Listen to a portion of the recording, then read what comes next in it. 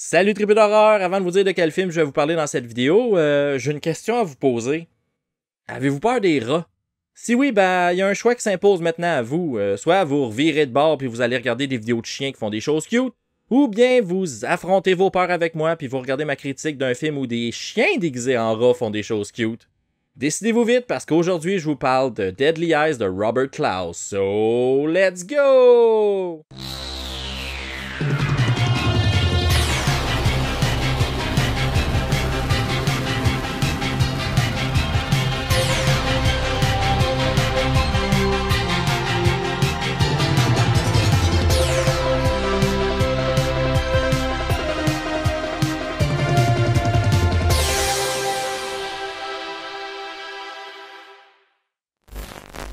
By the way, c'est vraiment pas une joke, mais dans Deadly Eyes, les rats sont joués par des chiens costumés.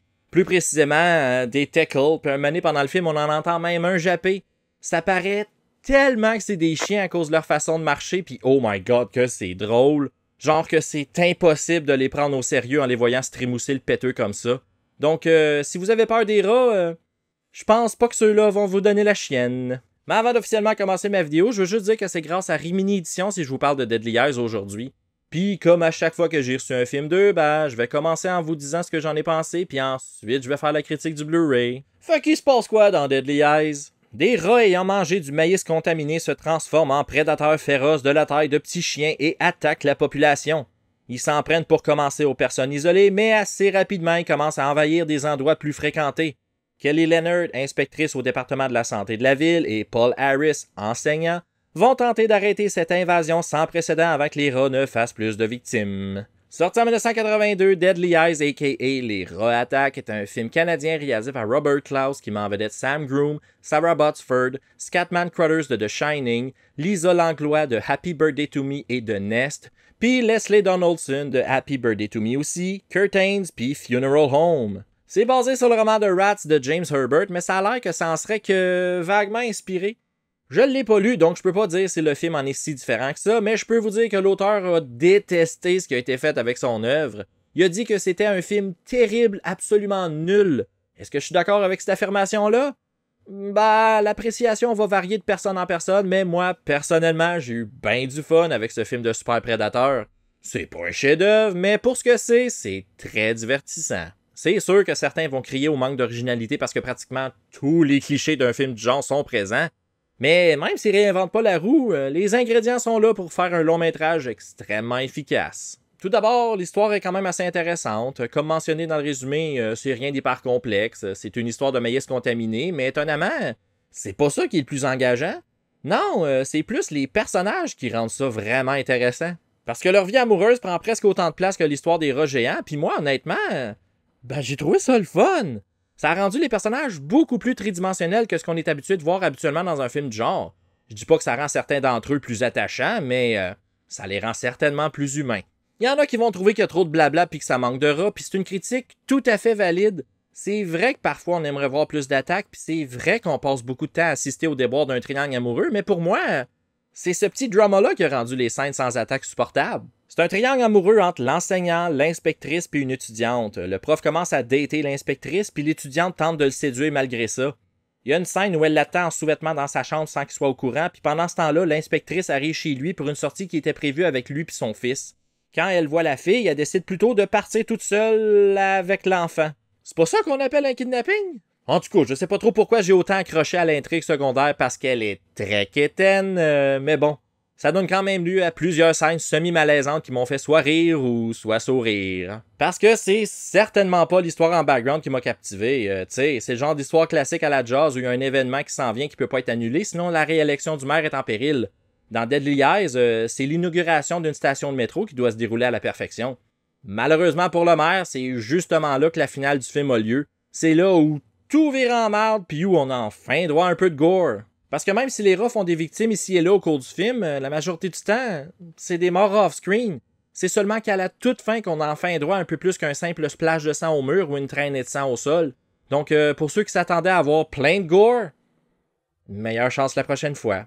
Mais quand ça se met à saigner, ça saigne pis ça en vaut la peine. J'ai trouvé le gore plus qu'acceptable. C'est du beau gore fait avec des effets spéciaux pratiques comme on les aime. C'est rien d'hyper wow, mais pour une petite production canadienne, disons que c'est très sympathique.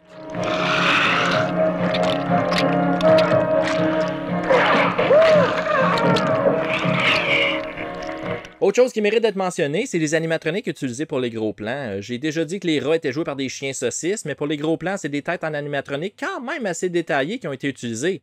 Elles bougent pas énormément, mais elles sont juste assez animées pour qu'on ait l'impression que les acteurs se battent avec quelque chose qui est vivant. On y croit pas tout le temps, mais bel effort. À part ça, la réalisation de Robert Clouse est compétente, mais je sais pas si c'est juste moi, je trouve que ça fait un petit peu téléfilm. Visuellement, y a rien qui sort vraiment de l'ordinaire. Tu sais, je me souviens pas avoir été impressionné par un mouvement de caméra ou la composition d'un plan. Donc, une chance qu'on a droit à des scènes de vision à la première personne des rats, sinon je pense que le film serait pas mal plus dole. Fun fact, avant de réaliser Deadly Eyes, Robert Clouse a réalisé des films de Bruce Lee. C'est lui qui est derrière la réalisation d'Enter the Dragon puis Game of Death. C'est pour ça que pendant la scène qui se déroule au cinéma, c'est une rétrospective de Bruce Lee qui joue. Et parlant de cette scène-là, c'est pendant celle-ci qu'on a droit à une deuxième preuve que le film a été tourné en Ontario. Dans la première, on pouvait apercevoir dans le sous-sol des premières victimes un panier en carton avec les fruits de l'Ontario écrit dessus. Puis pendant celle-ci, on peut clairement lire maïs soufflé sur les seaux à popcorn. En ce qui concerne le Blu-ray de Rimini Edition, tout comme Night of the Comet, c'est la restauration 1080p faite par Scream Factory en 2014 qui a été utilisée. Donc, comme d'habitude, l'image est très claire, mais je trouve qu'elle aurait pu l'être un petit peu plus. C'est pas que c'est laid, c'est juste que ça paraît que c'est seulement qu'une remasterisation numérique qui a été faite. Mais bon, j'ai l'impression de me plaindre le ventre plein en disant ça parce que c'est vraiment pas si pire. C'est même plus qu'acceptable. Côté son, il n'y a pas grand chose à dire parce que c'est évident que, tout comme l'image, la remasterisation du son est claire parce que c'est Scream Factory qui l'a fait. Il y a un peu de distorsion de temps en temps, puis ça arrive que les dialogues sonnent un peu métalliques, mais c'est rien de dramatique. La version française, elle est claire et dynamique, puis le doublage il est équilibré et quand même bien mixé. Overall, c'est pas mal ça qu'il y a à dire à propos du son. Deadly Eyes a.k.a. Les Rats Attack est disponible en France chez Rimini Edition en format digipack et comprend le Blu-ray, un DVD et un livret de 24 pages à propos du réalisateur écrit par Marc Toulek. Malheureusement, il n'y a pas de bonus sur le disque. Le seul bonus ici, c'est le livret. Sinon, il est aussi disponible en Amérique chez Scream Factory en format Blu-ray depuis 2014, puis cette édition-là a quand même beaucoup de special features contrairement à celle de Rimini. Comme d'habitude, je vais mettre les liens des deux versions dans la description de la vidéo pour ceux qui voudraient l'ajouter à leur collection. Deadly Eyes est peut-être loin d'être un incontournable, mais ça reste un film de super prédateur super sympathique. Oui, il y a plein de défauts, non, il est pas parfait, mais je suis tombé sous son charme. Commande, c'est impossible de rester de marbre face à des rats qui sont clairement joués par des chiens. Puis parmi les films de rongeurs des années 80 que j'ai pu voir jusqu'à date, c'est pas mal celui que je préfère. Faut dire que la barre est pas super haute avec Rats Night of Terror de Bruno Mattei et Of Unknown Origin de George P. Cosmatos, mais bon. Que ce soit pour en rire avec des chums ou pour mettre en background pendant que vous faites à manger ou que vous avez du linge à plier, on passe un bon moment avec Deadly Eyes. Donc si vous êtes fan de films du genre, vous allez sûrement avoir autant de plaisir que moi j'ai eu à le regarder.